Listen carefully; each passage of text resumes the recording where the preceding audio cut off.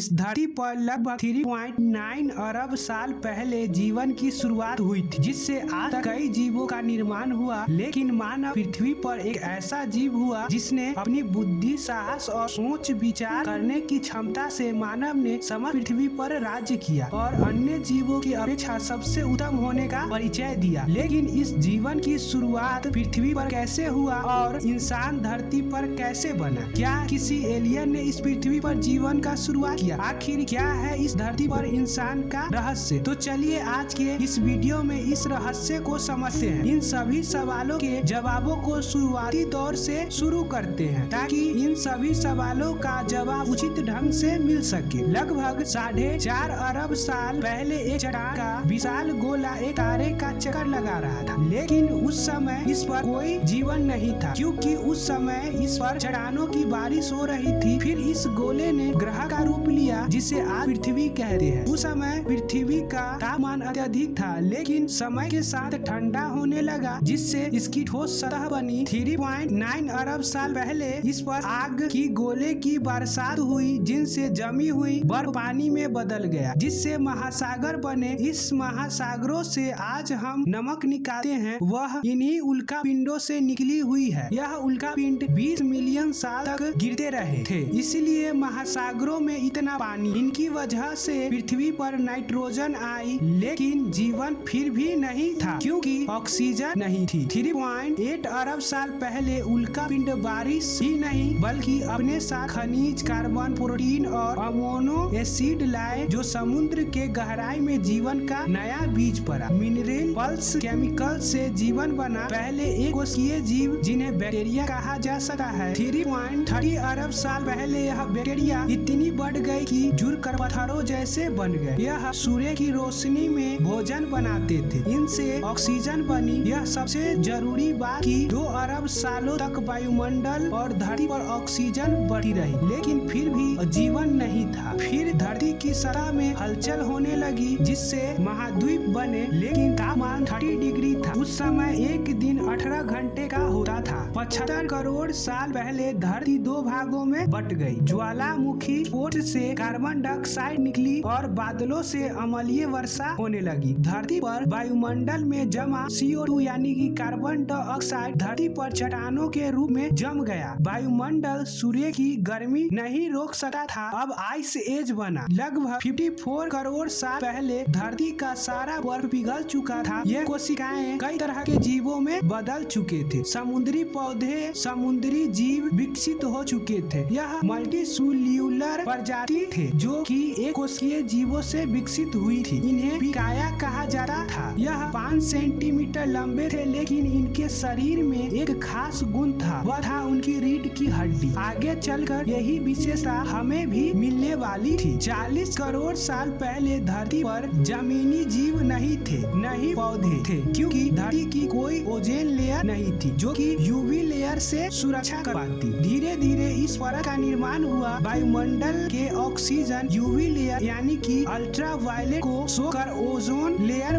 बनने लगी। इसके कारण शैवाल बनी जो कि धरती के सबसे पहले जमीनी पौधे थे। उसके बाद टेलिक नामक की समुद्री मछली समुद्र से बाहर आई। जमीन पर 1.5 करोड़ साल के समय चक्र को पार करके यह पूरी तरह जमीनी जानवर बन चुके थे। यह ट्रिपोडाइट्स कहलाए। यही ट्रिपोडाइट्स 36 करोड़ साल पहले यह जीव आगे चलकर डायनासोर्स, मैमल्स, पक्षी और इंसानों के रूप में विकसित होने वाले थे। लेकिन यह सब इतना आसान नहीं था। धरती पर फिर से पहले आई लगातार ज्वालामुखी विस्फोटों से धरती का तापमान इतना बढ़ गया कि धरती पर अकाल पड़ गया। सब खत्म हो गया। कुछ 5% जीव बचे। उन्होंने गर्मी से बचने के लिए धरती के अंदर रहना शुरू किया। 20 करोड़ साल पहले धरती पर नए पेड़ पौधे आए। 5% बचे हुए जीव विकसित होकर नए प्रजाति बने थे। डायनासोर से रेंगने वाले जीवों से बने थे। यह अलग अलग तरह के थे। करीब 11 करोड़ साल तक डायनासोर धरती पर रहे, लेकिन यह विशाल जीव कैसे खत्म हो गए? 6.5 करोड़ साल पहले धरती का मौसम विकसित विकसित हुआ। यह चूहे जैसे प्रजाति भी विकसित हुई जिन्हें मैमल या स्तनपायी जीव कहते हैं। इसी दौरान एक एस्टेरॉयड पृथ्वी की सतह में 70,000 किलोमीटर की रफ्तार से यह धरती के वायुमंडल में प्रवेश करता है। घर्षण के कारण ही आग के गोले में बदल जाता है। यह जमीन से टकराया। इस शक्तिशाली विस्फोट से पृथ्वी की लाखों टन मैग्नेटिक धातु अंतरिक्ष में पहुंच गई। एक बहुत बड़ा गड्ढा बना जिसकी धूल आसमान में पहुंची। सुनामी आ गई। रेडिएशन से सभी जीव राख हो गई। गर्मी के कारण बादलों का जल भाप बन गया। धूल और पत्थर के कण आग के रूप में धरती पर बरसे। कई सालों तक धरती पर सूर्य की रोशनी नहीं पहुंच पाई। धरती की आबादी 75% तक खत्म हो गई। डायनासोर्स खत्म हो गए, बस बचे थे तो मैमल। कुछ लाखों साल बाद यह कई तरह के प्रजाति में विकसित हो गई। धरती के प्लेट में हलचल हुई जिससे नई भू श्रृंखलाओं का निर्माण हुआ। पर्वत बने। इन डायनासोर्स के अवशेष हमें आज तक मिलते हैं। 4.7 करोड़ साल पहले धरती का वातावरण आज जैसा हो गया था। एक नई भूभाग की रचना हुई। महाद्वीप बन चुके थे,